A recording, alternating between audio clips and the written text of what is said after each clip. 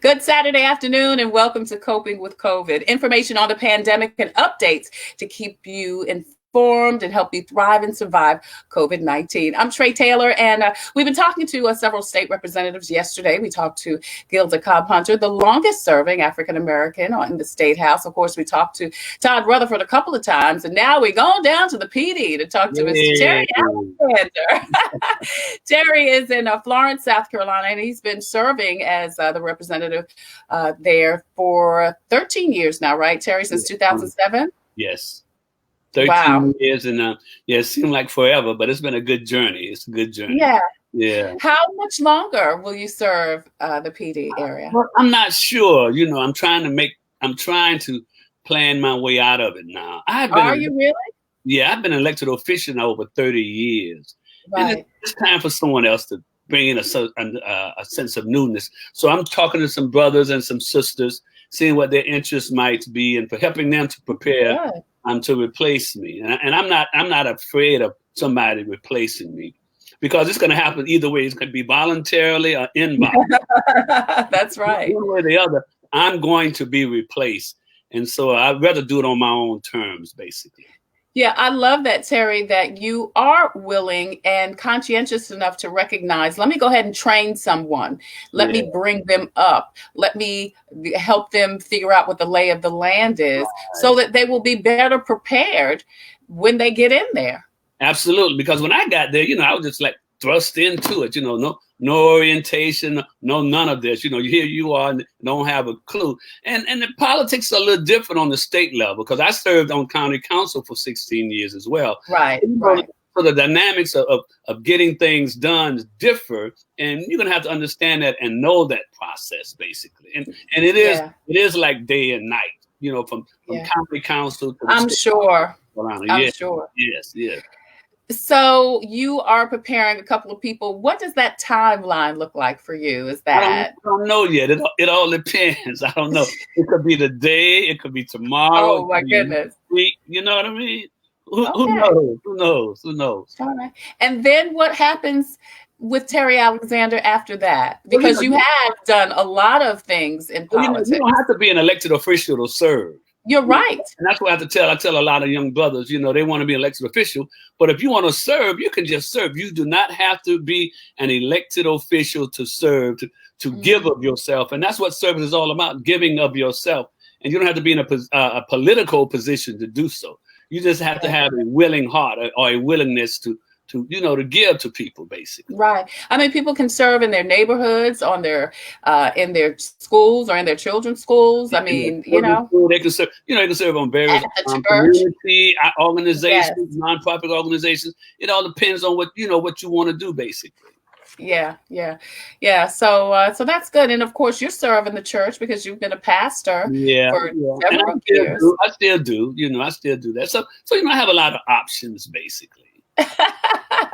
All right. Well, Terry Alexander, thank you for joining us on Coping with COVID. Now, and we want to talk about COVID. One thing I wanted to talk about is the tragedy that kind of happened in your neck of the woods, so to speak, with the nursing home. Several people died in a nursing home there in Florence. And that has been a demographic of people that have been particularly vulnerable, not just the age of the people, but folks in a nursing home.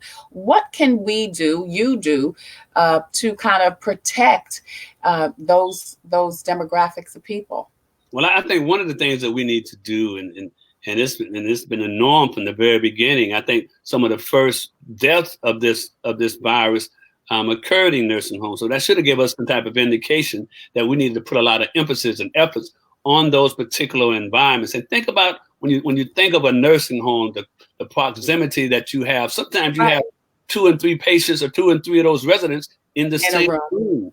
And it's not necessarily they have it, that maybe someone's family member may have brought it in. So it's pretty interesting, and we just keep going through this same thing over and over again, and not necessarily paying any attention or paying more attention to that demographics, to that body of people, basically. And I think DHEC can really take a look at that. And I mentioned that to them. I said, well, if you all know this is happening, what are your plans moving forward? And that's the question, not what we should have done, but what are we going to do moving forward. And one of those things I believe that they're going to start testing those folks on a more regular basis. A month ago you stopped folks from coming in. So now Right. whatever is there, and it seems like we should be able to confine what's already there now, basically. Yeah, I mean, it's very similar to the school situation. Schools are shut down, colleges shut down because, again, all of those people are cohabitating together. They're living together, they're eating together, they're studying together. And it's very much the same thing in a nursing home. But it's even worse than this because it's 24/7. Kids Right. come and Can't go go. anywhere. Yeah. They can't go anywhere. They're stuck in their beds. The staff changes, but the Mhm. patients stay right there.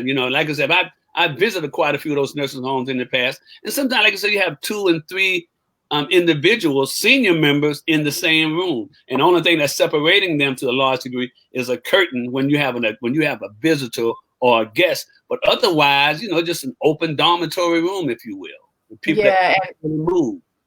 And as we know now, of course, we first heard that it was just coughing and sneezing, but now we know just regular conversation can transmit the Yeah, virus. yeah, and that's today. Maybe tomorrow there'll be something else. Oh, you're right, Terry. You're right. We really don't know what this is. Thing we know that it's dangerous. It is Yeah. killing a lot of people. The rule is changing every other day. How we manage this is changing every other day. So that tells me we are not sure what this is. So how are we going to manage something that we don't know? They do know that staying away is a remedy. It Oh, is at a least remedy. to slow it until they can Yeah, find a vaccination or at least test more people. yeah, and apparently that's kind of thrown out the window. Now they're beginning to open up. They're And, saying you can socialize, but don't socialize, no more than 8 feet apart. You know what I mean? And remember when this thing first started, 500 people shouldn't get together. Then it dropped to 250. Then it dropped to 50. Then it dropped to 10. Then it dropped to 3. And then they said nobody gets together. Now they say you can come together, but be 8 feet apart. So this right. back and forth thing, we have no clue what this thing is all about.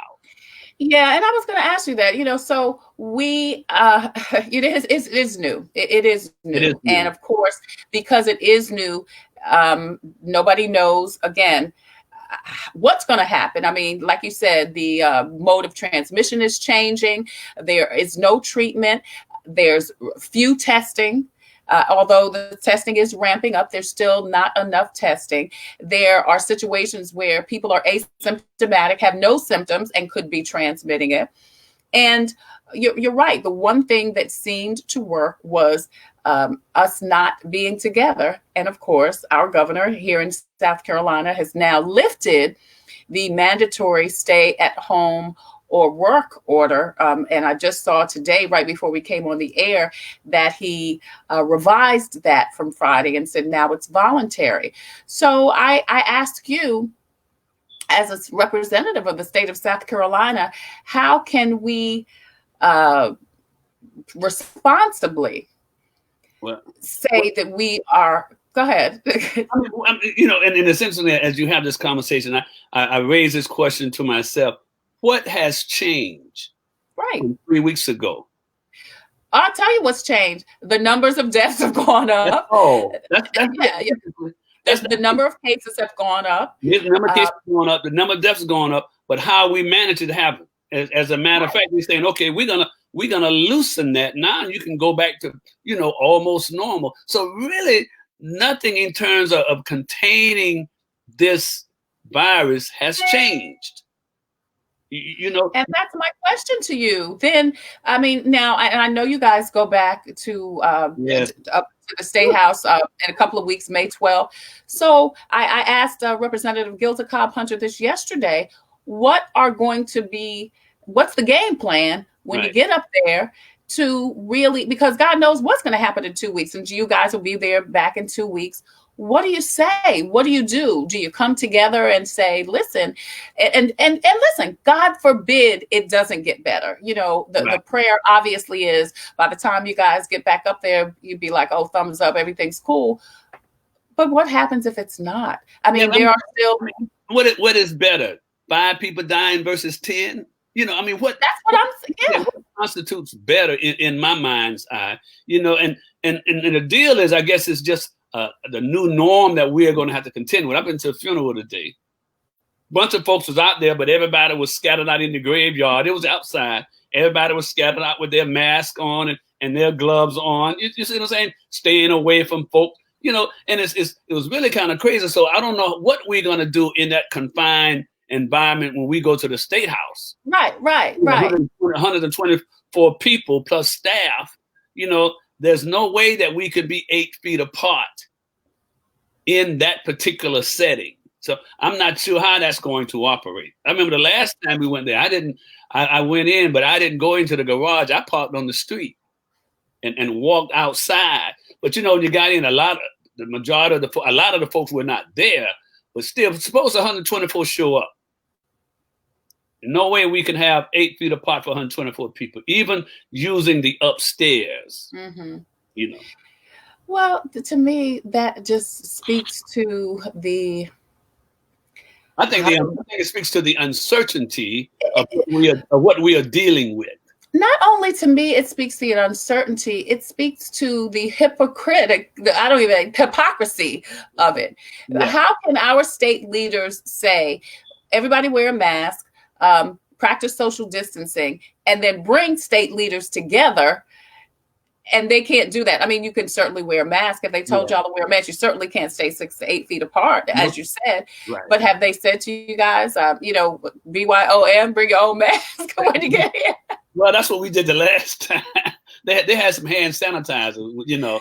That was nice. We use, but that's part of what we have to do, bring our own mask. Yeah. Provide it for us when we get there. But still, 8 feet apart is what they're recommending. It's what they're suggesting. You know, I'm trying to figure out, you know, when you go to these restaurants and these waiters and waitresses wait on you, they cannot serve you from 8 feet apart.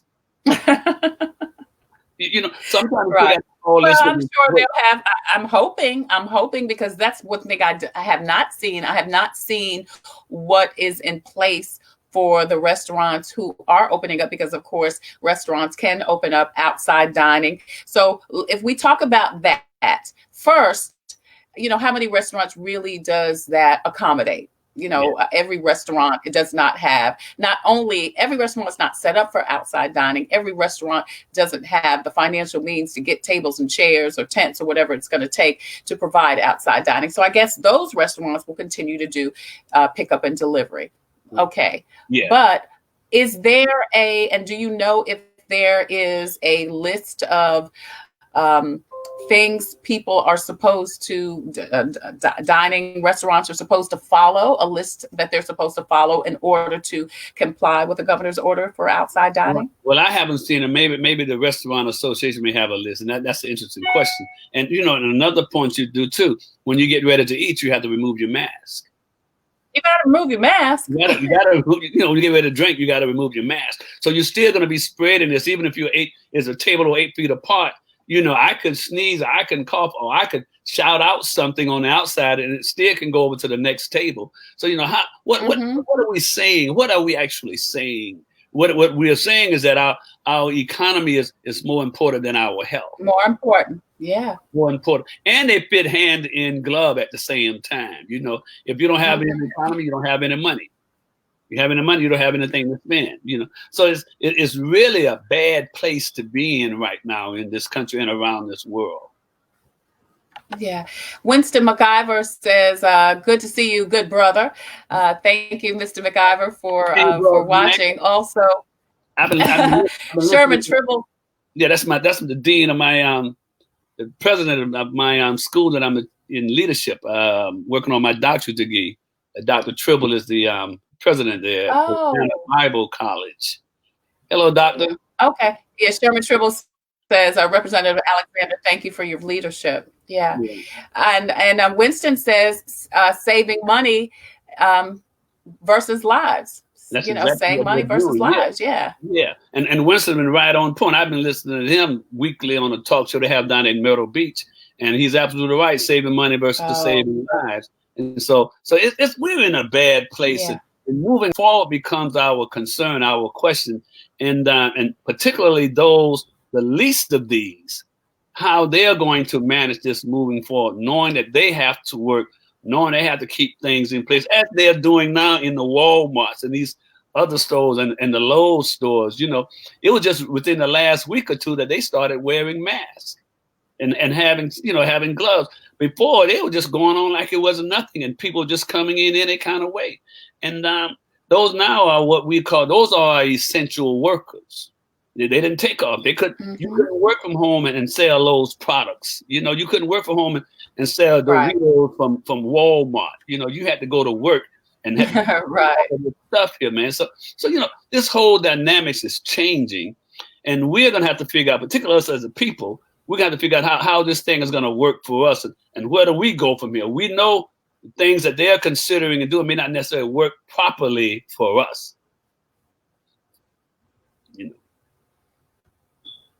Yeah, Terry, you're breaking up a little bit. Bud Ferrillo says hello to two of my favorite folk. Love you both. Bud, we love you too.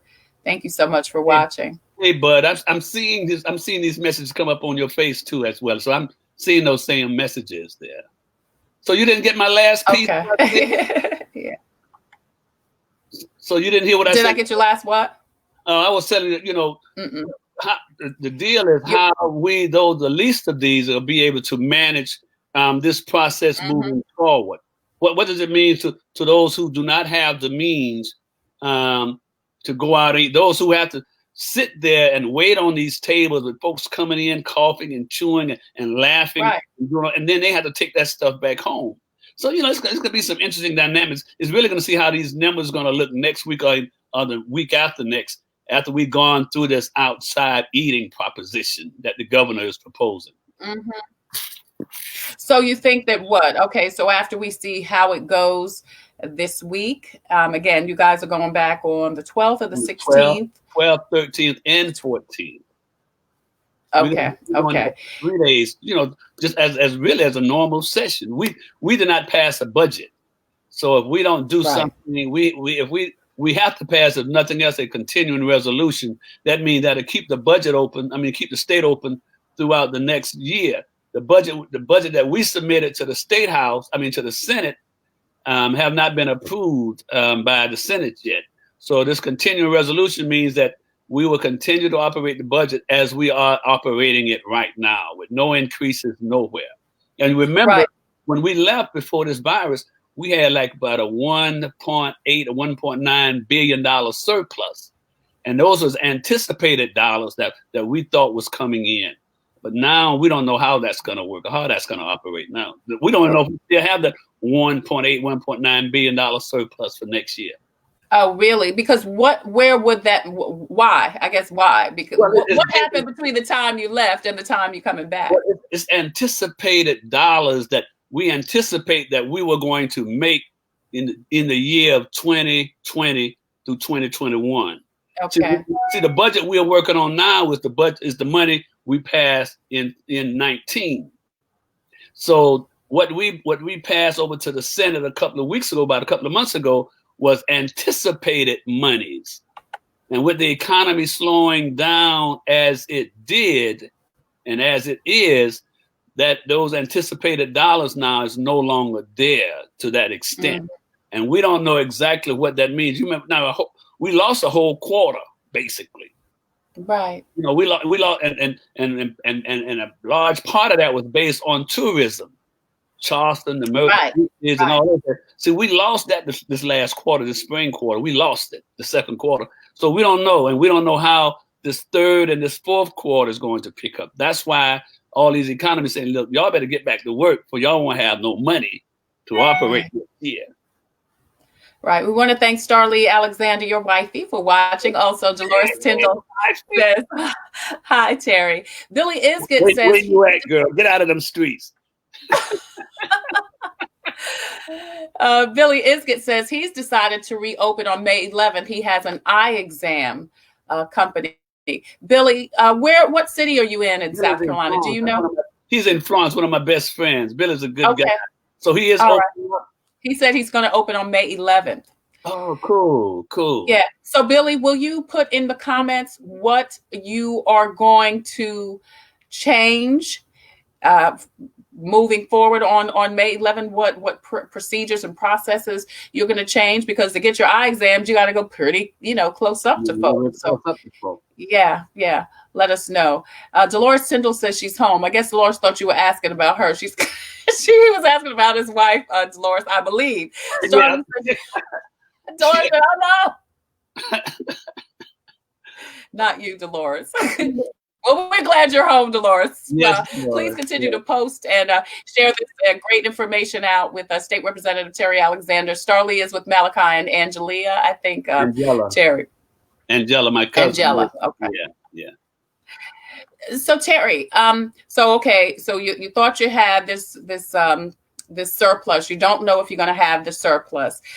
So I'd love to know, if you do get this surplus, is there any possibility that those monies could be allocated to, I don't know, to one, maybe help some of these restaurants with their outside dining, two, maybe help some of these COVID sufferers with things like paper plates? I mean, because, thank God for the $1,200 stimulus check. Hopefully we'll get this $2,000. Who knows, especially now that many states are loosening up, because there are additional needs if you are quarantined, with COVID-19. And I had a show with an infectious disease doctor yesterday, and she said there are little things that we don't even think about, paper plates. So that you're not transmitting the virus, things like that. So what could be done for this situation if that surplus money is available? Well, first of all, we need to take care of those troubled areas that we are experiencing, like the nursing home, like these facilities that the state own and operate, where people come together in groups, like the Department of Mental Health. Again, these nursing homes, these healthcare facilities. We really must take care of where those groups that automatically come together with I guess that have to come together like a nursing home. We really need to take a look at that and have DHEC to take a look at that to see what we can do to manage it better. If those monies are available, I'm quite sure we're going to have to be going to these various state buildings, make sure that they are secured, make sure that they have the supplies necessary, make sure that every person that walks through there have what they necessarily need before they walk in. You're talking about masks, gloves, sanitizer, entities. And one population that we are really not talking about, and I mentioned it to the governor early on, and that is our prison population. What's going to happen? And what's going to happen when that virus hits that prison? Right now, well, it has. It has hit mostly the employees of the prisons. I don't think they've had. Well, they're telling us they haven't had that many reports of the virus inside the prison. Staff members.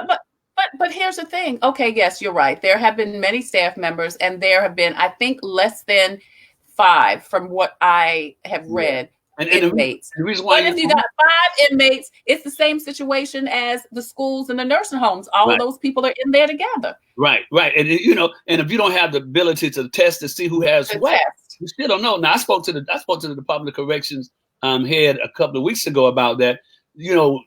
Trump sent a machine down, but not all the parts. This is almost like sending a car without tires. So the machine is just sitting there. And I said, what you going to do? He said, we don't know what to do because we don't have all of the parts so that we can test to see where this virus is so that we can cut it off. What do they have? What do they have, Terry?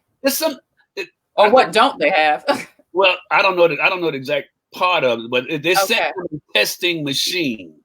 I think they sent about 8 to South Carolina. I think only about 4 or 5 of them are fully capacitated where they could work equally. You're right.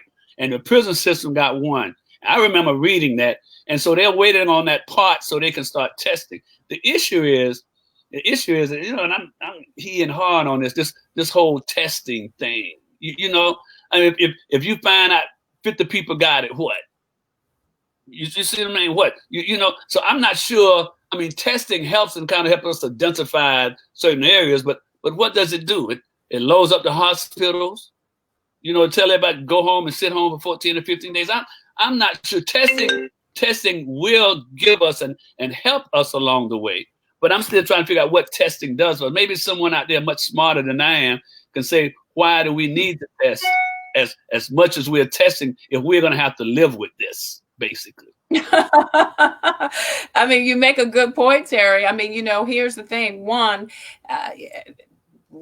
I guess, you want to get tested because you want to know. Obviously, there's not a cure, there's not a vaccination, there's not anything. They send you home, and then you have to self-quarantine. And again, that is even a challenge because most people, live in apartments and where it's hard to self-quarantine. Some people have just one bathroom, right? So it's a challenge to self-quarantine. And that's why I did that show yesterday on how to self-quarantine if you're in a small space and do it safely so that you're not affecting everybody else. But I guess you want to know. You want to know so that at least you can put things in place so that you're not infecting people. Yeah, you want to know, and that's rhetorical on my part, but you really want to know. You know what I mean? Because you want to figure out how do you manage this thing going forward. Let me back up on something you mentioned about this $1,200, and someone brought that to my attention. Someone said, Terry, if you're getting a salary, that $1,200 is extra. If you're getting if you're still having a salary, the $1,200 is extra. But for those who don't have no salary, that's all they got. So it puts that's those. Right. You say that's right. If you're not working, that's it. But if you're still getting a salary, 12, oh well, I'm gonna do a little bit. I pick up something extra. But if $1,200 is all you got, that puts you in a whole different realm. You know what I mean? Absolutely does. So even though it's more of those, more of those people, right? It's more than it is of people still getting a salary, right? Yeah, because folks who are working still managing. You may be working from home. That's right. You're still managing, but if you don't have a job, you're waiting on your unemployment check. That $1,200 is it, and that's which some people still have not gotten their first unemployment check. Right. Some people can't get through to the system to even file their unemployment. And I understand because you went from like $2,500. I do too. You went from like $2,500 a week to $10,000. I understand that too. On South Carolina IT system, those who are in state government know we have one of the slowest IT systems in the country. I don't care what part of the government you are in. Our information technology area needs a serious overhaul. And I'm hoping and praying that this would move us quickly so that we might have the technology to do what we need to do in the coming future, basically. Yeah. Bud Perillo says the state has never regarded the poor with compassion. The reduced revenues for the next will only increase the income gap. Terry, you have your hands full. But also says, Terry, that the state and Fed should fund rural, I just lost his statement, fund rural communities where schools and businesses cannot get internet access. Well, we had that conversation with the governor's office. The Democratic caucus have had that conversation. And I've also had that conversation with the superintendent of education. And they're working on some things now, particularly with our electric co-ops who runs through the rural communities. We are hoping that we can have some relationship with those individual companies. I mean, they're already in the rural communities. They're already providing electricity to a house way up on the mountain or way down in the woods. Somehow, those electric co-ops have been able to get there. And so I think it'll behoove us to take a look at those electric co-ops and see what type of relationship that we can develop so that we can use their sources or their lines to run broadband. But we are really going to have to look at that. I was told, I was on a conversation with the superintendent, and we raised a question about the number of students who do not have access to broadband this past time around. Thousands upon thousands of students did not have access. And I raised that question again. I said, well, what's going to happen to those kids with no fault of their own, did not have access to broadband? I said, you can't punish those kids because they don't have That's right. internet.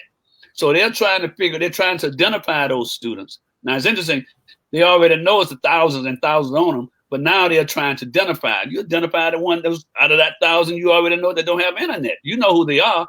So we do some things this summer to try to enhance that, to make sure these kids don't get left behind for no fault of their own. I mean, you would be surprised, even not too far from Benedict College in Columbia, some people don't have access to the internet. So it's not just rural South Carolina. 2 or 3 blocks from Benedict College, I know I've experienced that with some folks who do not have access to internet. Now all around them they have them, but just that little group of black folk do not have in the city of Columbia. I'm not talking about Blythewood. In the city of Columbia. In the city of Columbia. I'm not talking about Blythewood. Right. I'm talking about 2 or 3 blocks from that new area that they're developing over there. Do not have access to the internet. So we have some serious issues that we need to contend with. Not just rural South Carolina. That's a plus, and we need to, but we need to look at all of South Carolina. Yeah. Laverta Kears James is in Charleston. She said she just spoke with a colleague who's still trying to get the system to accept his application for benefits. South Carolina should be ashamed to always be at the bottom. Thank you, Laverta, for your comment. Yeah, we were just saying that. I know some people who have not even gotten through to, like you said, you know, to get their applications in. And I mean, you know, the good thing is, I will say, it seems like utility companies are offering grace. Yeah. They are, you know, have put some things into place, you know, offering people leniency and, you know, more time to pay and things of that sort, because it is very unfortunate. But what you said is key, though, Terry, that there's been a problem with one. You said the internet. You said the state's government has got a slow internet connection. You say there are pockets in the cities. You know, there are pockets, like Bud says, in the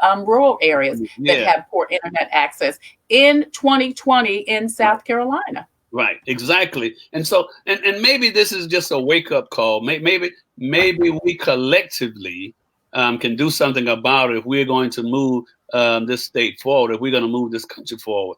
Everybody got to be on board the ship, you know, and we might as well get ready. It's easier to carry people along than to bring them along behind you. Yes. Yeah. It's easier to carry. So I'm hoping and praying that we will carry folks along and not pull them from behind, because everybody gets burned down that way, basically. And I'm wondering what's going to happen, you know, when these electrical companies run out of grace and you don't have a job. Yeah. What's going to happen? You know, well, we giving you 4 months. I'm sorry, we got to cut your power off. I mean, what's going to happen to those people? You know, the water company said, look, I'm giving you grace. I'm sorry, because a lot of people who are unemployed now because of the virus won't get re-employed. That's right. Calm down. There's going to be a lot of folk out of work. That's right. That's right. Across this country that are not going back to work. Number one, and number two, because the people that they work for realize, well, we don't need them now. we are carrying this load, and they are home. Yeah. We're doing this. Yes. State employees. Well, you know, we don't need all these various departments. So a lot of folk who are unemployed now will be unemployed 6 months from now. And you make a great point. Yeah, make a great point, Terry, because the life as we see it, work life as we see it, life as we see it is totally going to change. You know, we might as well, and you know, you and I talked about this off the air. We'll talk about this in a minute, but definitely work life as we see it. I am hoping that they will provide people the opportunity, some people the opportunity from work from home, because some people have to work from home because, again, they've got kids that can't go to school. But you're right. Some companies, some people will never be rehired because companies are seeing how they can work smarter, work with less employees. Right. And that's what's happening. That's what's happening.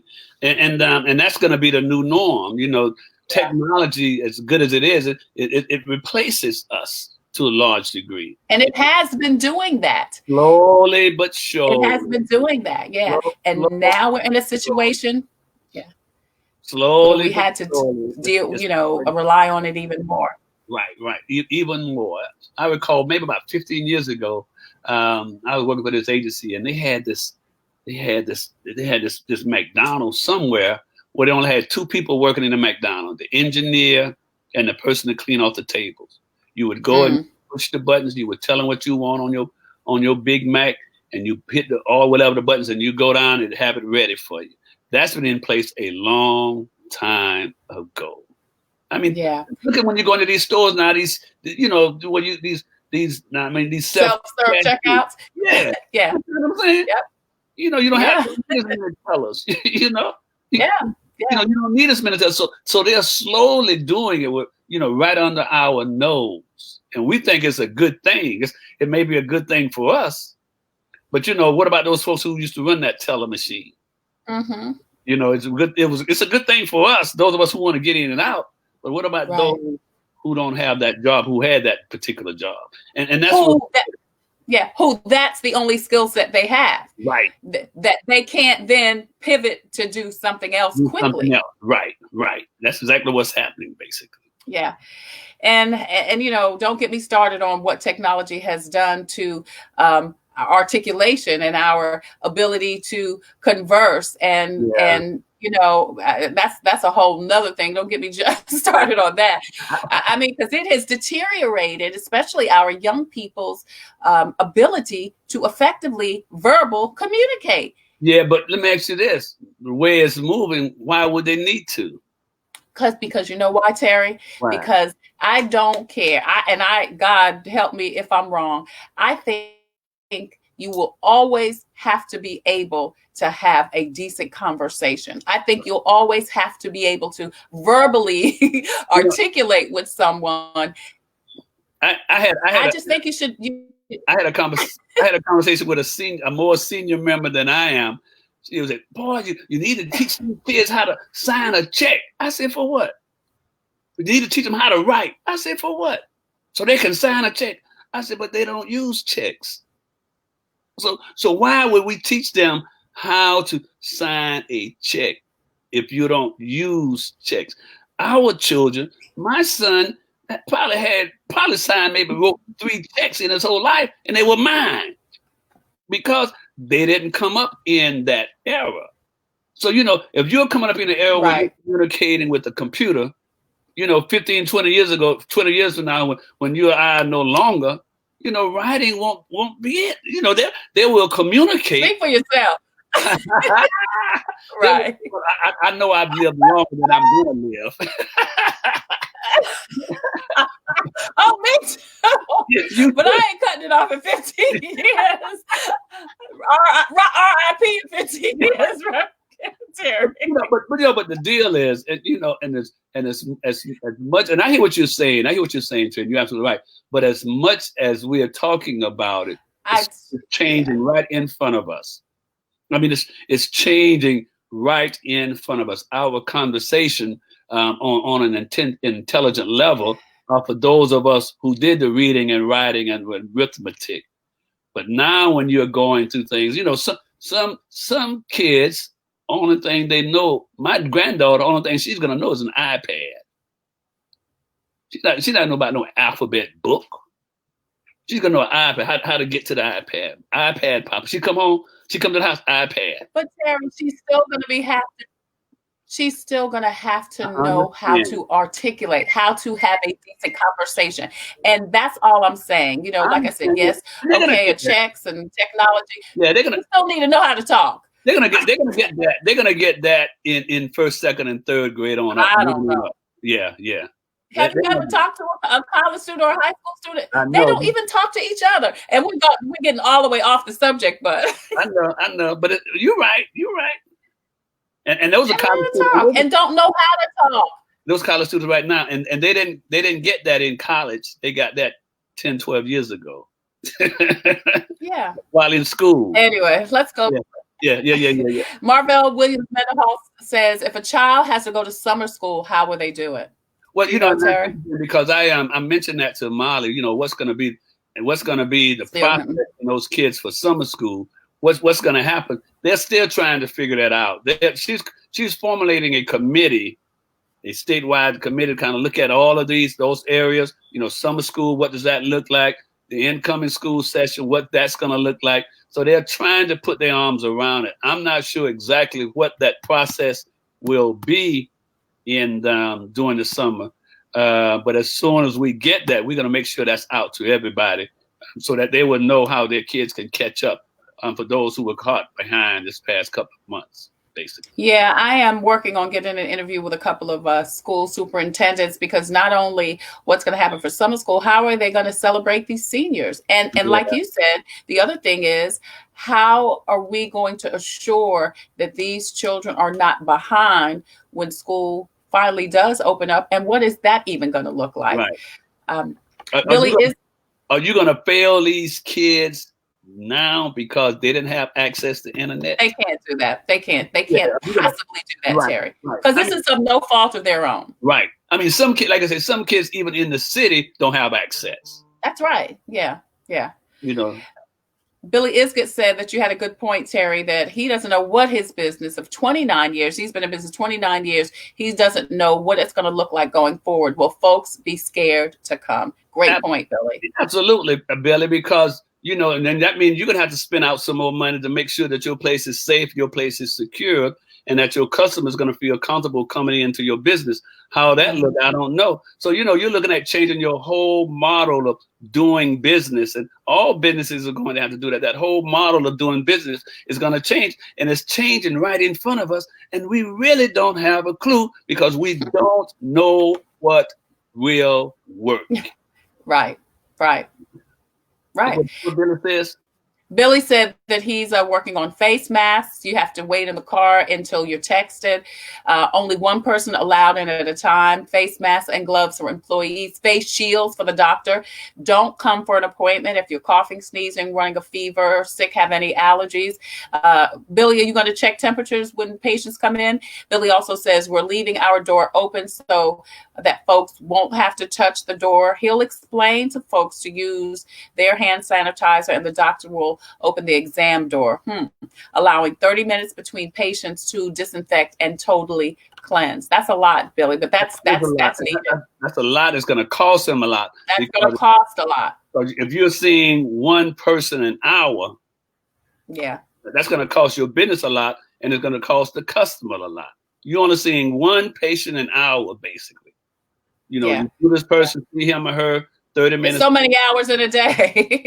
Right. So so the whole process is going to change, and and that's a business. And I think Billy, I don't know how many employees Billy has, but think about those companies has 4 or 5 or 6 or 7, 800 employees, or some who have 20 to 30 employees. How they're going to manage that? What about the restaurants? When on the outside, how they're going to be secured? Basically, the employees in the kitchen. What's going on with that? So that. This thing has ongoing ramifications. Oh, you're right. And we don't have a clue yet, basically. Not only do we not have a clue, it changes every single day. It changes every single day. And, Billy, what he was saying, I'm wondering, Billy, and you can say it in the comments, Billy's business has probably already changed with the onset of so many places online.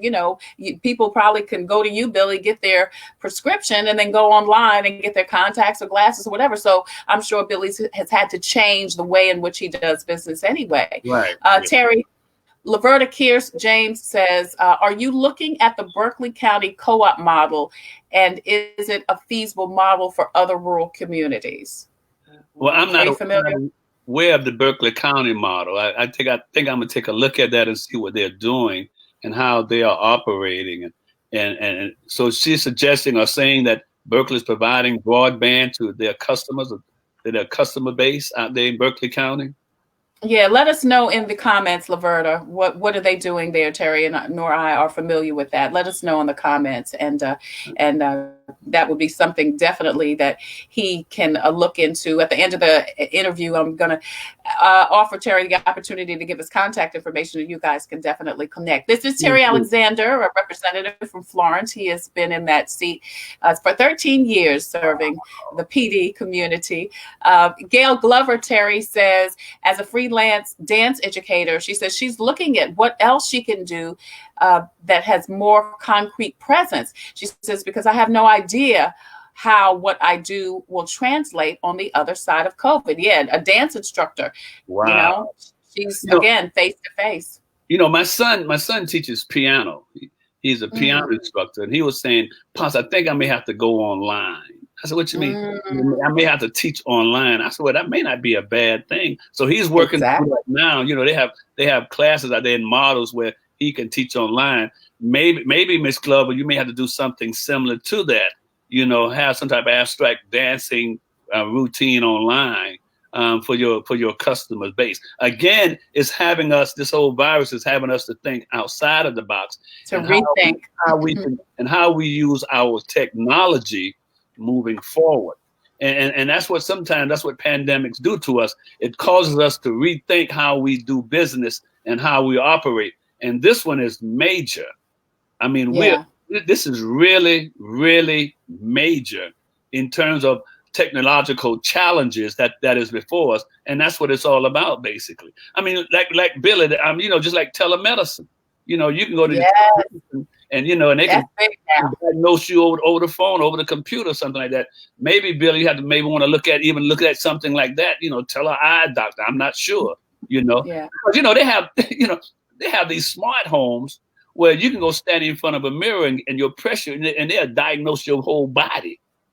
You know, there's some smart homes right now that you can go and you stand in front of the mirror, and it will tell you about yourself for that day. Gail says, that whole telemedicine thing is huge right now. Gail Glover says she's been doing the online thing for years. She says, but it's dance. She says we need to work together with choreography. You know. Wow. Yeah, because I was going to tell Gail, I know a lot of, because I've been looking at kids yoga. I've been looking for some yoga to do with the children. And I found a lot of yoga classes, particularly, you know, online. And that's what we've been doing, you know, in the morning. So, you know, I know, Gail, listen, here's the other thing. I know you're a woman of faith, so that I know that the Holy Spirit will bring to your mind the best thing that you can do. Maybe it's smaller class sizes, you know? Yeah. I don't have the answers. I don't. Here's the other thing I wanted to mention to you as we wrap up in a couple of minutes here. The stay-at-home or work order has been lifted. Like I said, now it's voluntary. The other thing that, and as I said, you know, we talked about this before we got on the air, you almost had to lift it, because if you're going to let retail open, if you're going to let restaurants do outside dining, you've got to let people come. You got to lift the order so people can come, you know. The other thing that you want people to come to the beach, you got to open the restaurants. Whew, Lord have mercy. There'll be a lot of eating outside those beaches, you know, because they have a lot of restaurants outside. Yeah. That money is driving everything. Exactly. It is driving everything. And that's the thing that I am so concerned about, which brings me to this point about the governor has also opened up the state to outside visitors. No longer do you, because at one point he said you couldn't come in from the hot spots. Right. And if you came in, you had to self-quarantine for 14 days. Right. That's no longer. As South Carolina is wide open now, and you can just come on in from wherever you are. You don't have to self-quarantine. Yeah. And so, like I said, well, then why not just open up the hair salons too? And the barbers, right? Listen, so that's why I raised the question. Right. If you're going to let people come in from the epicenter. Right. I mean, and more importantly, what has changed? Had the virus stopped? No. So what has changed? People stopped dying? No. So what has changed? No. Maybe the number of people at the rate they were dying is no longer, but nothing has really changed. The virus is still there. It's still affecting people. Yeah. You know? And as a matter of fact, we're seeing more numbers as more people get tested. You Absolutely. know, these were the numbers with just a few people were getting tested. Now we know there are more people that are infected. Yeah. So more people are affected because more people are getting tested. Some of us was talking about this past couple of days, and it's it's going to get to a point where every year you're going to have to take a COVID-19 shot. Come get your 19 shot, as we are taking the flu shot, or whatever the case might be. I mean, folks still getting flu shots, so flu is with us. And Yeah. a legislator told me when this thing first started back in February, everybody was saying, "Oh, nothing to it," blah blah blah blah. And he told me, he said, "Terry, go and look on your Lysol can, and on the back of Yeah, your it says it said, disinfect Corvus, coronavirus." yeah. So it's been with us for years. Yeah. If Lysol is saying, it would take care of that. But the deal is, this is a different strand. So the It's a different strain. yeah, the coronavirus has been with us. It's been a part of us. Now it's a stronger strand, and the Lysol itself won't take it. Even though our president say take a dose of it and it'll clean you out. Father God, in the name of Jesus. Bless his soul, Bless his heart. Yeah, Bless his heart. bless his soul. Bless his soul. And people have done it. There are people, the poison control hotline was getting more calls after the statement. Wow. People died. A couple of people have died. There have been cases of people died because they were ingesting cleaning products. Wow. Maybe there are some things that cleanse us, because you go to the hospital, the first thing they do is give you this little bag of water. What is this water? The IV? You talking about saline? The saline that cleans you out. Terry, it's not Lysol. I know. It's not Clorox. I'm trying to help the president out. Let me tell you what it's not. Let me tell you what it's not while we're trying to figure out what it is. It's not Clorox. Failed all 3 benchmarks for lifting quarantine or stay-at-home orders. Wow. Yep. All have failed all 3. 1, 2, right. Yeah. None of them. And most states that are opening now have all failed the same thing. See, what the deal was, we put those benchmarks in too soon without analyzing the whole problem. Now we're having to backtrack. That's what we're doing. We haven't backtracked. Yeah.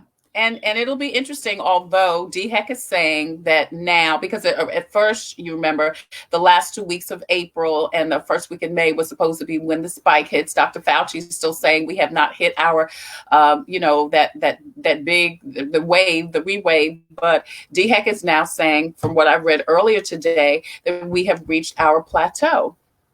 You know what's funny to me? About this whole DHEC thing and this national thing? A couple of weeks ago, it was in New York, and they said, okay, the next big hit could be Baltimore. The next big hit could be Philadelphia. And all those are Black-oriented communities. The next big hit could be Detroit. The next big hit could be Atlanta. I mean, why couldn't it be Arizona? Why couldn't it be Iowa? Why had to be ATL or Baltimore or Philadelphia? These are where it's going to hit next. You know what I mean? So, messing with us. They're just messing with us, honey. Yeah. Well, here's the thing. One thing is, because we have a high incidence of all of the blood pressure, sugar diabetes, asthma, heart attack, strokes. And because when your immune system is already compromised, you are going to be more likely for everything happening to hit you more. I understand. I understand all of that, but they're zooming in on those numbers. Yeah, they're zooming in on those numbers there, basically, and it is hitting us more because of all of those deficiencies that are going on in our body, and that gives us even more reasons, particularly here in South Carolina, to accept the Medicaid expansion money that was available 4 or 5 or 6 years ago. The point was, particularly when Governor Haley was there, that they didn't want to take federal dollars. Mm-hmm. Mm-hmm. They're not turning those federal dollars down now. Right. You know what I mean? All the money that's coming out are federal dollars. So I think if they would take those federal dollars and expand expand Medicare, it would really help a lot of people moving forward. Right. Really help a lot of people moving forward. So what needs to happen for South Carolina to accept that? Because it's on a state by state basis, correct? Yeah. What I think the governor had to say, look, this is what we want to do. The governor can sign an order saying we will accept Medicaid expansion money, and automatically almost 300,000 more people will be eligible for health care. So have you ever spoken to him about that? Do you know how he feels about it? We got to have that conversation. I think that conversation is going to start next week in terms of expanding Medicare, basically. We're going to have that conversation. Because, you can't tell us, well, we don't want federal dollars. Oh, yeah, right. Because you're using federal dollars for one thing. You can't say you don't want federal dollars and use them for one thing and not use them for something else. Well, well, not only that, each state receives federal dollars every year anyway. Each state received federal dollars. We could not operate this state without federal funding in some capacity. Right. A lot of these agencies that are being operated, they are national agencies, and so monies comes for those operations. So I think at one point we was at a third of our operating dollars came from the federal government, way before these trillions of dollars started coming down. In the last couple of months, we've been getting billions on top of billions of federal dollars to assist people. So why not send those federal dollars to assist folks in making sure that we have universal health care? Right. What would be a reason the governor would say no? Well, because first of all, it was still like the Affordable Health Care Act, Obamacare. The Obamacare, so many of us know it of. They would be giving him credit, even though now they're trying to get rid of it. Accepting that money would be expanding the affordable health care.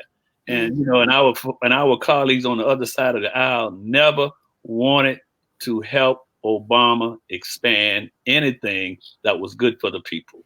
So unfortunately, this was less about the people, what was best for the people, and more about a personal vendetta against somebody. Well, it was that we're not going to give you anything. We're going to make sure that you don't succeed, and we're not going to help you. And anything that we do to hinder you, we're going to do that. Even when the Affordable Health Care Act came into being, it was not funded like it was supposed to. The monies were allocated to do so, but the federal government, those in charge, did not allow the money to flow like it was supposed to. That's why we had all these complications at the beginning when the Affordable Health Care Act went into place. It was not funded like it was supposed to be. Well, it was not funded like it was supposed to be funded. The money was allocated, but they wouldn't let it spend it. Wow. Yeah. Only in America. And that is just because it was called Obamacare. Yeah. Not because it was going to help the people. Right. The people that these representatives, senators, governors, whatever, serve and represent. Because if we remember, those who remember when Obama was putting together this Affordable Care Act, he allowed the Republicans to take a look at it and say, okay, tell us how you think this could be better. And they went in and kind of rewrote it. But when it got back to him, they know they didn't have enough votes to defeat it. So they voted against it, knowing that it was going to pass. Right. They got everything they wanted, and they voted against it, knowing it was going to pass. I mean, think about it now. The Republicans ran the Senate for the last couple of years, and they could not kill the Affordable Care Act because so many of them had something in it. Right. Oh, wow. I mean, they couldn't. I mean, you in charge of the Senate, and you couldn't get enough senators. You got more Republican senators than Democrat senators, and y'all can't kill this because all of them had a little something in it. Right. You take it from me, then I'm gonna take it from you. So that's why that's why it always went to the courts, because the Senate couldn't do anything with it because they helped write the bill. And Billy Isgett says I Care Florence hasn't received any PPE. He's not received any gloves, no mask, no nothing. Billy Isgett said. Really? Yeah, he said he hasn't received any. Check that out, Terry. Billy says, I Care has changed. We've changed and adapted over the years, and will continue to do so. He says he's also going to have to deal with the folks that don't believe this is real, and we are infringing on their rights. I agree. Our liability issues will become an issue if someone says that they got sick from our business or that we refuse to see them because they wouldn't wear a mask. Wow. So, Billy, that's not your right as a business to say. I mean, it's almost like no shirt, no shoes, no mask. You know what I mean? Yeah. That's interesting, Billy. Billy, give me a buzz, man. Yeah, give him a call, Billy. Let's talk Terry's about gonna make sure you get your PPP or PPE. Yeah, Yeah, we're talking to State Representative Terry Alexander from Florence. He's been in that seat for 13 years, since 2007. Gilda did the same thing every time I said that, but you have. So here's the thing: if you've been in there 13 years, that's been how many elections? Was it a 2-year term, 4-year term? 6.5. I'm going on my 7th one now with no opposition. So that means you must be doing a good job. You know, if people are satisfied with how you're representing the PD. So that's something to be proud of, Terry. Thank you, homegirl. I didn't tell my Terry Alexander story when I opened, but I was going to tell the Terry Alexander story, but I won't. Listen. He was all that back in the day, y'all. So I want to wrap up because I do thank you so much for taking time on a Saturday to talk to us about these issues with COVID-19. And I ain't going nowhere. I'm staying home, so don't worry about it. I'm cool. So you're not. So when session starts back on in a couple of weeks, what are you gonna do? Are you gonna request? I mean, can you all just say I request? Oh, Billy says we all have Terry stories. All right, Billy. Billy. Come on, boy. Ease up now. Ease up. Starlee said, don't tell it. Oh Lord. So I won't tell it. Billy. Look at Star said, don't tell it.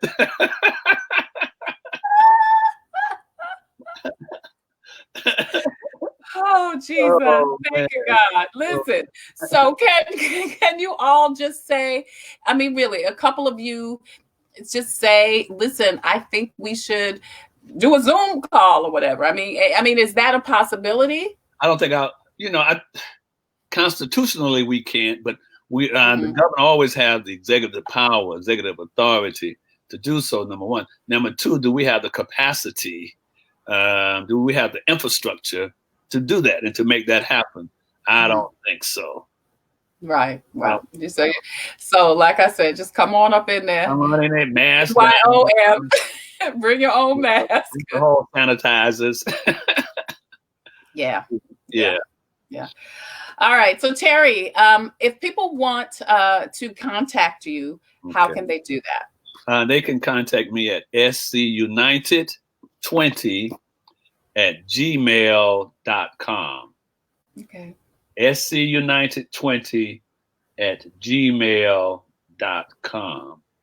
We really need to have some more conversation about this, and I'm serious about our educational system. I serve on the Education Oversight Committee as well as the Educational Committee for the House of Representatives. The Oversight Committee handles all of the standardization, make sure the testing and everything is proper throughout our school system, and we're really beginning to have some issues on how do we manage this whole thing. So I'm just curious to hear from other folks about what they think we ought to be doing.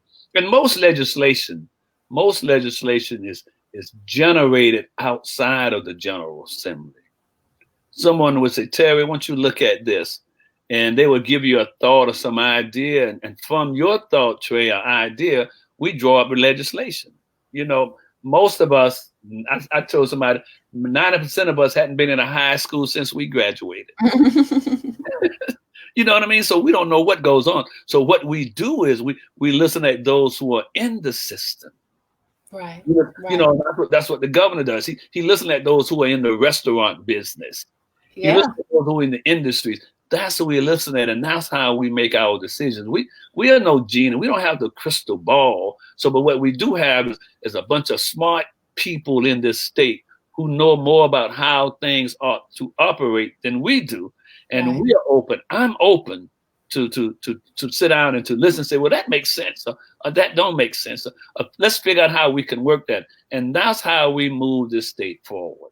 Yeah. Most legislation starts outside of the General Assembly. And I'm Wow. asking those who have some ideas or some suggestions, let's see what happens and go from there, basically.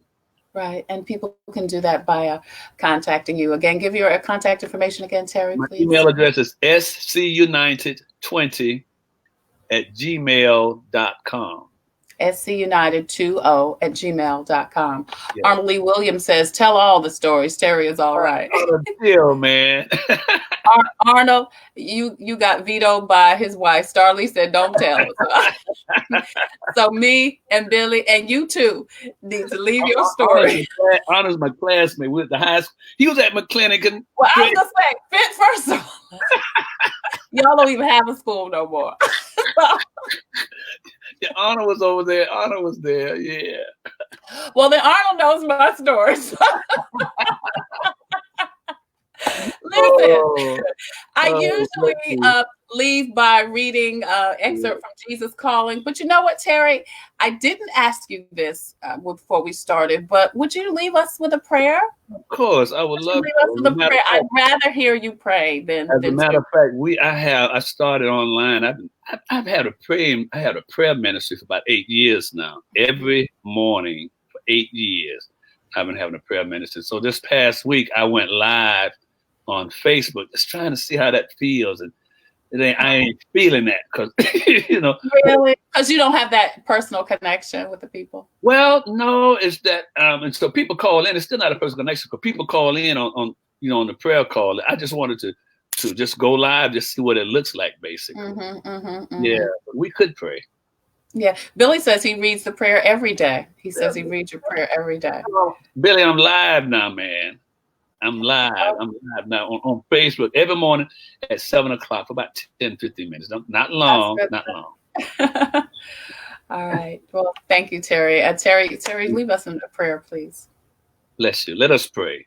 Thank you, Jesus. Dear God, our Father, the creator of our being and the sustainer of our soul, we are so grateful and thankful for your presence in our lives. And we recognize and we realize that with your presence comes power. Lord God, empower us to be what you have called us to be. Remind us of whose we are. We are children of a living God. Help us now as we attempt to manage this virus, this contamination that is before us. We know that there's nothing new under the sun. Even though we may not have experienced this, Lord, but you have been here before. And we know, Lord, that you will see us through. Bless now those that are responsible for our care, for our education, for our governance. We ask that you anoint them with a new anointing, fall fresh on them. We pray now that you might open our eyes, that we might see, our ears, that we might hear. Grant us your peace that surpasses all understanding. It is in the intercessory name of your Son, Jesus the Christ, I pray. Amen. Amen. State Representative Reverend Terry Alexander. Contact him at scunited2020.com. I'm Tre Tailor. Please continue to post and share this broadcast, and check us out again on Coping with COVID. It airs Monday through Saturday around 2:00 if we can get our technology together. It airs on Facebook Live and also going to start airing on IG next week. Check us out next week. We've got a show coming up on Tuesday, Terry, that is really a good show. A lot of our young people are being affected by the quarantine, by school not being out. And we're going to talk about the little ones, the young kids who are not able to articulate their feelings, but maybe their behavior is off a little bit. We're going to talk with two very noted pediatricians that work with children's behavior to find out if your child's acting out, if they're using the bathroom in the bed, if something is just off about them, maybe it has to do with what's going on right now. So that show is going to be Tuesday at 9 p.m. because we want you to put the kids to bed and then check that out. That and so much more coming up on Coping with COVID. I'm Tre Tailor. Please go to my personal and professional pages, like the pages, Tre Tailor. There are 3 pages, and then Tailor Made Productions, and like those pages and follow me so you can find out more about Coping with COVID. Terry Alexander, thank you again so much for joining us today. You have been such a pleasure to talk to, and please come back after the session is back in so you can update us on what's going on. Thank you, Trey. I've enjoyed it too, and I've enjoyed your shows and your presentations. Thank you. Very, very informative. The people perish because of lack of knowledge, and don't you be the one that don't give them that knowledge. When much is given, much is required. You've been given much. So much is required of you. Bless you, honey. Love you much. Thank you. Love you too. Thank you, guys. Have a great Saturday. Bless you.